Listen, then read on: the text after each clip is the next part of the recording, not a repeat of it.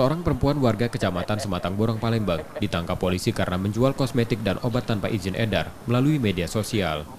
Penangkapan tersangka setelah polisi melakukan patroli cyber. Dari pemeriksaan polisi, tersangka mengaku sudah melakukan aktivitasnya selama 2 tahun. Tersangka membeli kosmetik dan obat tersebut juga secara daring, yang kemudian dijual lagi dengan harga yang lebih tinggi. Bersama tersangka, polisi menyita ribuan butir obat dan 15 pot kosmetik, serta handphone tersangka. Aku menjual kosmetik tanpa izin. Jadi pada saat tersangka ini menjual, dia juga tidak tahu apa saja kandungannya di dalam.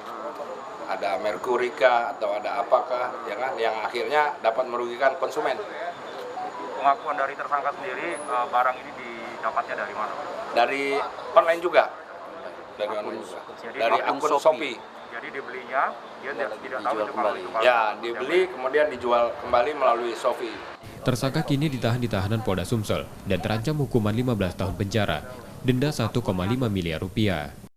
Rezeki Oktora, Muklas Diferensial, Kompas TV, Palembang.